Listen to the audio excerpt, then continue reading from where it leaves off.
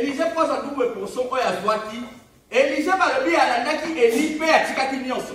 Soki tozomi na Bible elobi ke oyo akokumisa bongo ye mpo na nga akozwa ngo lisusu. Balobi Élisée mpo azwa double portion, ça veut dire ke atikaki nyonso na vi na yo. Eloko nini nyonso olanda mpo epesa yo okoma na otendre destiné na yo. Ça veut dire que si tu as une histoire réalisée dans ton temps, tu comprends quoi la Néhémie. Moi, il y a dit qu'elle a eu manteau d'ailleurs. À ce niveau, pour ce qu'on a dit, Balobi qui est Élisée, a Tikaki Nyoso, comme a Kaponaï Nyoso, à la Nili. Ça veut dire sacrifice, il y a Salaki. D'abord, pour premier cas qui est avec le double pont. Attention. Je suis la prochaine destinée là. Vous voyez qu'il y a la sacrifice, il faut ça. Parce qu'Abraham, à ce qu'il a besoin de destiner d'ailleurs, ça l'a compris. Ce qui Abraham a quitté qui partit d'ailleurs, c'est ce qui a été la semaine, ça veut dire comment les gens peuvent avoir des bénéaux de Bengati. On peut bien de Jacob, il y a d'Abraham, il y a d'Isaac. Ça veut dire Isaac qui a Jacob, Babylone a descendu et il y a mon papa Abraham. Mais est-ce que vous avez tout ça pour avoir accomplissement, il y a destiné à ça l'alliance dans mon tour de Yeshua Mashiach. Ça veut dire que la sacrifice à Kotika Nyoso, où est-ce que la semaine pour qu'il ne contienne la destinée là. C'est pour ça la contienne la destinée là. Si vous avez Élisée, Balouki Élisée a tiré qu'il ne soit pas la vie, mais la souka la moyen qu'on soit double portion. Parce que à ça qui sacrifice, la vie, au cause de l'eau, comment on fait ça ou ça la sacrifice. Amen. Et ça l'a gâté. Hein? Mais quand on a la moto, on soit que Moussala. Au moins, on a passé. Hein? Des fois, on a ma passe, des fois, on a passe. Mais à ce la casse, ça doit ça va. Pourquoi? Parce qu'elle a besoin de faire des mois à son salaire. Parce qu'il y a des choses qui ont été salaire à vos soins votés. Ça veut dire que les gens qui accomplissement pour la sacrifice. Il y a un exemple, il y a Élisée, tout le monde a été à double portion parce que ça qui sacrifice, il y a pour tendre, il y a quoi. Amen. Il y a solo papa. Papa brave. Ce qui a sacrifice, c'est manaté. Angaki, ou soit, ou ya soit qui manaté. Amen.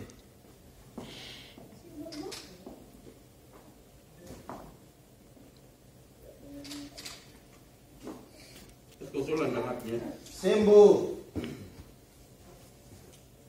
Genèse 11, 10. Et ils ont confirmé Bisso. Beta. Bakofumolela la yo. Oyo azoluka akosala nini? Akozwa. Ça veut dire que eloko tango oluka yango. Faut opesa otenike effort na yo. Otenike effort na yo. Amen. Après wana okomona ekosala nini? Ekopesa mela yo.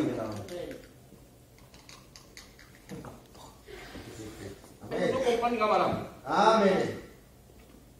Beka osani ofumolela yo. Soko sengi ba osani. Ba opesa yo. Soko luki osani okozwa.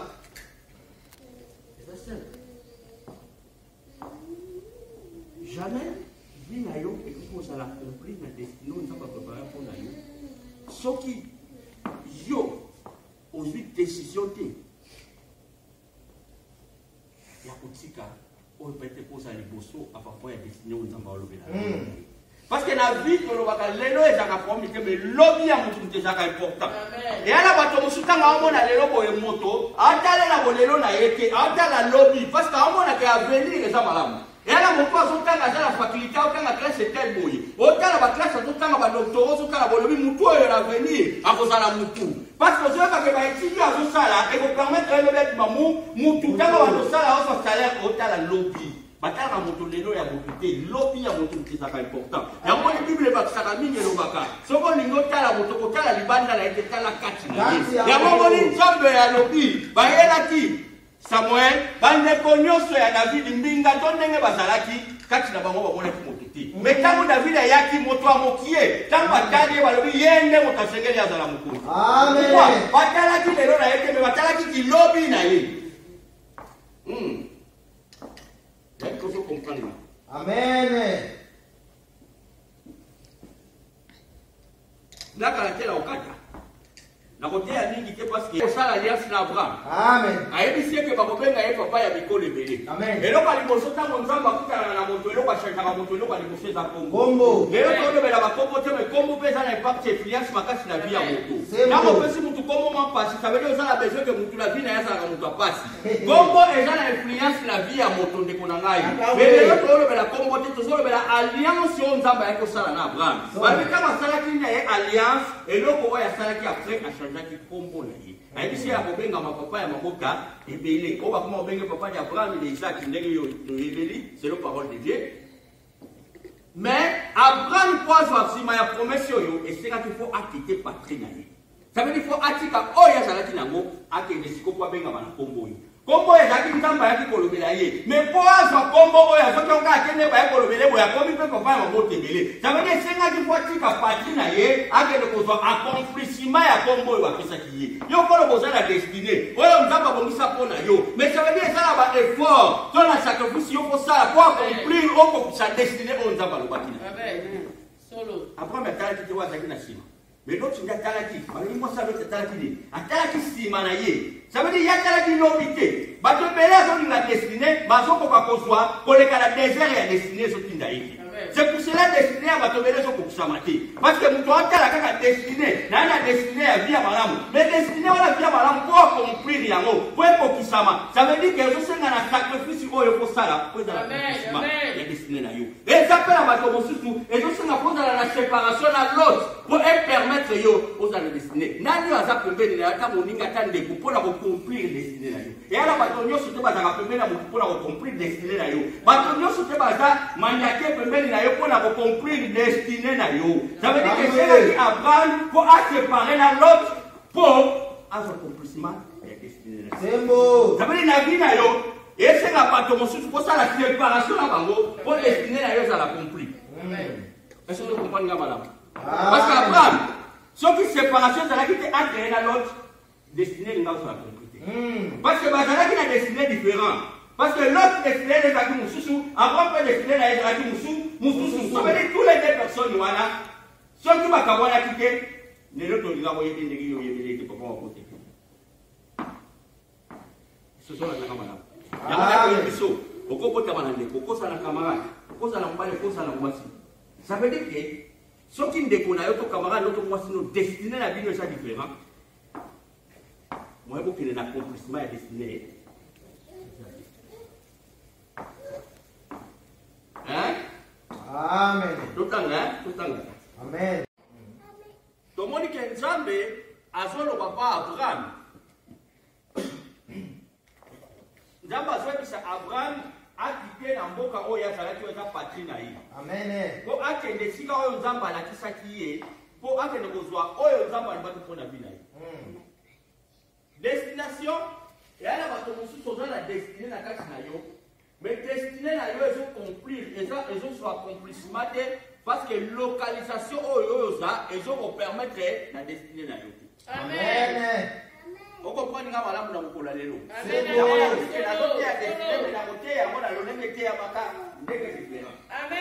Ça veut dire Abraham Nzambe ayebisi ye akite na patrie na ye.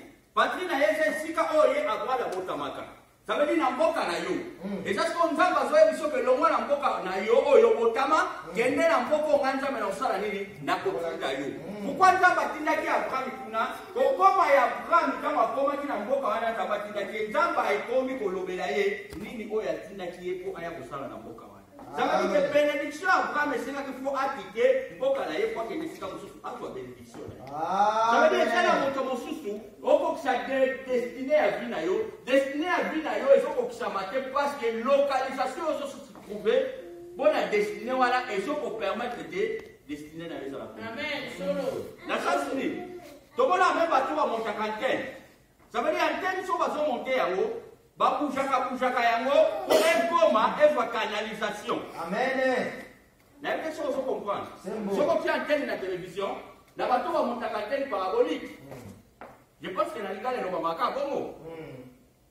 Bato bamontaka antenne parabolique bayebi makambo na oloba. Ça veut dire que ntango bamonta yango des fois quand ça la tiamo na panzi boye et on voit que abalo yango na côté mususu ti côté oyo et ko baluka oyo que ko pese soit connexion na iloko ya zosala Amen. destiné ya bien batebele za bongo destiné ya bien batebele zo sala complete parce que localisation va so kutama et zo permettre d'état par rapport ya destiné na bango C'est bon. Amen. balobi ntango Abraham nzambe ayebisi ye akite na patrie na ye Abraham azitaki te eza na bato ebele destine na bango ezosala compli te parce que baza na esika ya localisation oyo ya destine na bango te eza na ebele destination na bango ebeba parce que bazala compli te na esika oyo destination ezopermettre ezala parce que destination ezala compli yango tozomona Abraham soki Abraham akitaki patrie na ye te ça veut dire Abraham alingaka obenga mapapa ya bilaka te ndenge abengama lelo ça veut dire destiné na ye esengaki ke mpo alongwa esika azalaki mpo ezala accomplissement ya destiné na ye ebele destiné na bango ezala accomplissement te parce que esika oyo oza localize ezokopermettre yo te destiné na yo ezala accompli soki Abraham akitaki te nde destiné na ye atikali akobengama jamais papa ya mabota ebele o abengama papa mabota ebele esengaki mpo akite esika azalaki akende na mboka oyo nzambe atindaki ye mais soki tolandeli histoire toyokomonaka Abraham ntango akendaki atikaki nyonso esika akendaki azalaki na eloko te mais bien aimé yo lelo so nzambe atindi yo alobi destiné no eza quelque part esika boye ozotala bozwi ozotala mbongo ozotala nyonso yango destiné ya bato ebele eza ya kokufa ese ezolandanga malamu soki oteli histoire Abraham azalaki mobola te Abraham azalaki mobola te tokontinue okomprendre Abraham azalaki mobola te mais ebele lelo destiné ezozala compliqué parce que bazotala babien matériel parce que nzambe akoyebi biso ke destiné na yo eza localisé quelque part boye yo ozotala quelque part esika nzambe azoyebi biso ke destiné ezali quelque part wana yo ozotala bacondition oyo ozomona ezala quelque part oyo destiné na pas importe esika nyonso nzambe apermettre ezala yo ozotala bamakambo wana nyonso mais bible elobi ke Abraham ntango nzambe ayebisaki ye akite patrie na ye ayisitaki te oyo Abraham batilaki akite patrie no oyo esiko destiné na yo nzambe azotunda osala ye parce que mutu na sa mokili ntango obotamaka nzambe azobisa Jérémie avant obotama nayebaki yo ça veut dire nzambe abokisaka plan ya moto na moto ntango aza nao na libunga mama na ye ntango oza na libunga mama na yo avant ke kutu mama na ye bazwa likanisi ke base couple nzambe ayebaki yo deja ayebaki yo deja mpe abongisaki ntango na yo na se na moi mpe abongisaki nini oyo kosala na mokili ça veut dire chaque mutu na mokili oyo aza na destiné na ye c'est le projet ya nzambe mais bato nyonso na mokili baza na destiné moko te mais eloko ezoboma biso na se ya moyo tout le monde bazomikomisa le même destiné yango ozomona ebele bavie ezosimba te ntango bavie ezosimba te ebimbala moko voilà apres kakongo oyo ayaki nzela moko na Abraham balobi ke loti oyo ayaki nzela moko na papa Abraham ye mpe azalaki na bameme ye mpe azalaki na bameme ça veut dire na baepoke wana richesse na bango ezalaki banyama oyo tobengaka batripo lokola bameme oui bataba bangombe oui ok na bandako ya kapo ye moko azalaki na bataba na bameme na bandako ya kapo oyo ya ye moko ça veut dire azalaki na richesse na ye so tokoki koloba azalaki na biloko oyo ya ye lokola bazalaki bato mingi na banyama mingi mabele ya Betel ekokaki te mpona bango mibale bafanda esika moko. Est-ce que vous comprenez? Amen. Lokola bazalaki na bato mingi na banyama mingi mabele ya Betel ekokaki te po bafanda bango nyonso esika moko. Séparation ezokota leka esika wana yo des fois otalaka vie na yo mpono comprendre destiné na yo ozotala ndenge ya bato mosusu olobi pete nga nazaka na mboka moko etele oyo moko oyebi bato wana mpe bazaka na mboka etele nga so nasali boye peut-être ngai boyeboye nzoka yo ozoyeba te ezala makambo mosusu balobaka mpo ozwa vomela sacrifice ke nini baloba nini silisa boyebi te baloba vomela sacrifice ke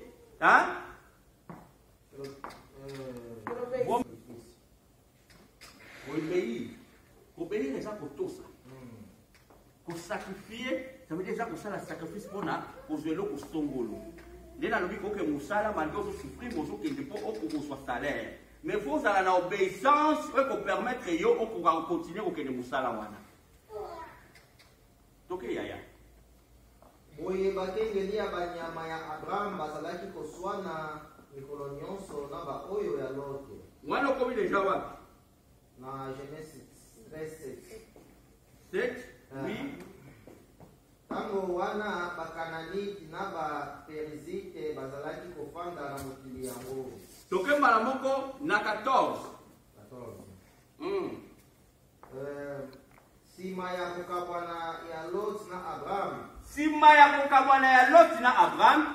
Nini shalamaki? Yawe alobi na Abraham. Yawe siko akomi koyebisa Abraham selo destiné na ye. Toke? Banda esika ozali waka miso epai ya likolo pe epai na se. Yokanga malamu siko ni c'est important. Balobi sima ya kukabwana na Lot na nani?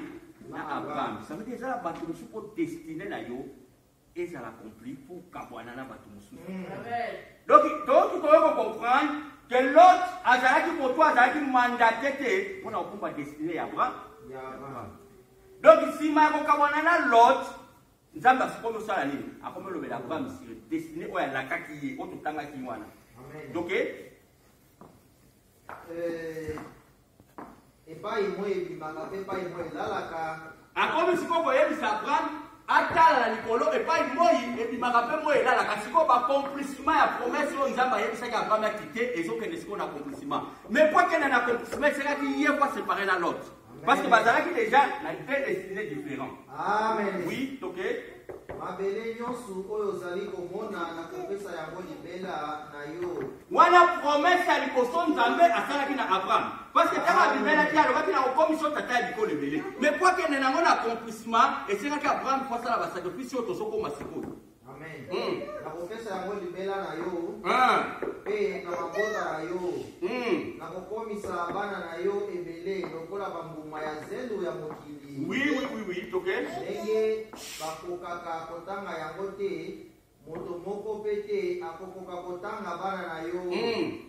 Kende kotambola bipai nyonso na bamboka oyo mobimba, pamba te na kopesa yo yango. Alors na ndako kapo akei kofanda na nzete. Yo zolinga accomplissement ya destiné ndenge nini ozosala sacrifice te. Ebele toza awa, bon nalobela awa po tozalaka awa. Parce que ngala pesa exemple awa po tofandaka awa. Ngala lobi ke ana na position na ya bien. Ça veut dire ndako kimia nyosu kimia, mais nazala besoin accomplissement ya destiné na ngaya ça accompli. Mais si on t'a mal fait la destiné, il faut que nous soyons quelque part. Mais pour quelque part, on a pas que soit destiné, et on fait sa condition ngala zala monter. Sikoy, là na soit destiné, bien destiné chacun. OK, merci.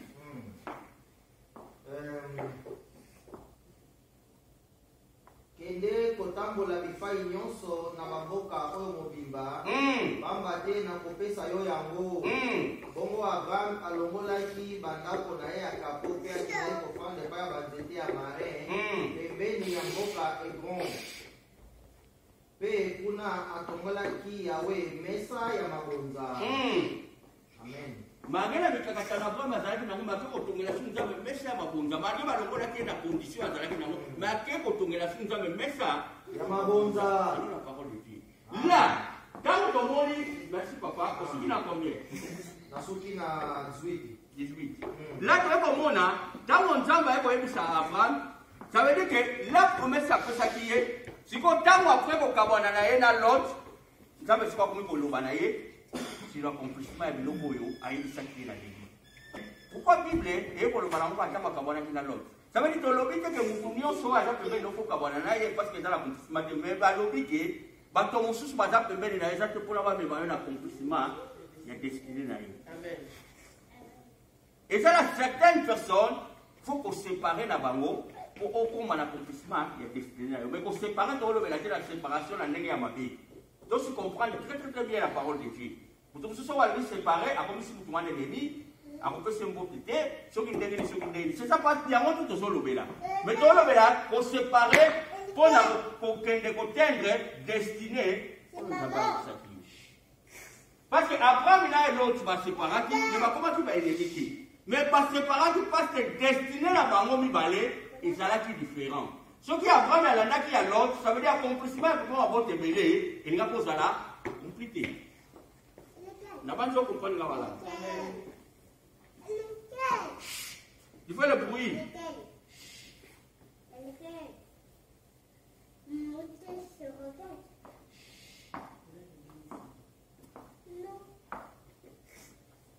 Non. Tala makambo elekaki ntango Yawe amatisaki Eliya na likolo. Na kati ya mopepe makasi, Eliya na Elize longwaki na mboka Gilgal mpe bazalaki kokende nzela moko na Eliya alobi na Elize, soki olingi tikala awa pamba te Yawe atindi ngai na Betel. Kasi Elize asomisi na kati seleka na kombo ya Yawe ya bomoi mpe na bomoi na yo te na kotika yo te. Bongo bakei na Betel lisanga. Tango Eli na Eli balobi ke Eli eloko liboso ayebisaki Elize atika lesika wana. Po Elize akakuwe poso oyo azwaki. Tango yakutani na Eli, Bible eloba eke Eli ayebisaki atika lesika wana. Amen. Ça veut dire que déjà l'accomplissement ya sacrifice, il y a déjà l'accomplissement ya destiné mon côté sans sacrifice. Élisée prend le double portion à toi qui et c'est là qui Élie a réussi et quand on commence à mettre les ailes, c'est qu'à la haut. Alors il est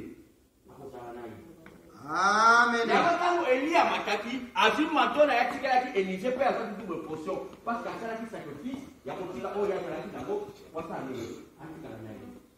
Balobi motoyo.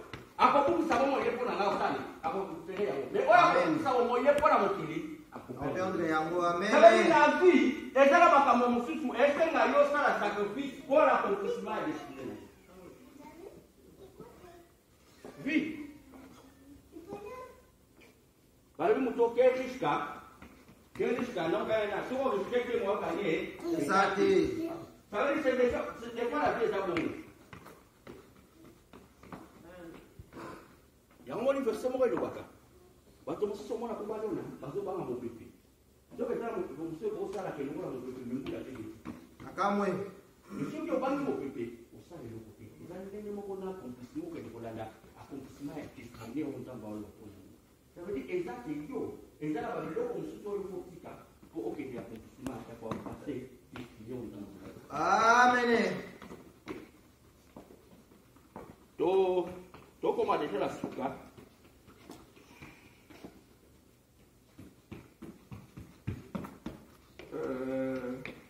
Problème qui nous dit que la mission ya bato télé. Yebisango na mission ya bato ya malunga. Ko bango ko ko ya bato. Ça veut dire que ça bato suka malunga te. Ya comprendre verset oyo na ebité soko comprendre force zolo. Makambo oyo na ebisaki yo na mission ya bato télé, yebisa yango na mission ya bato malunga.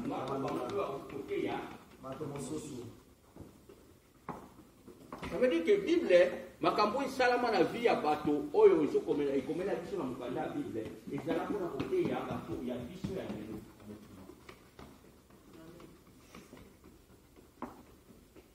Amen papa. Donc nda tokusaba verset koto silisa na bino ezalaki na Genèse 13-14, on est le bas de l'île, tout ça la compris. Ça dit de base, verset de base, oyo, tolobeli na mokola lelo. Amen. Ça veut dire que pour la lelo, tout ce qui wana tika nzamba lola, apamola.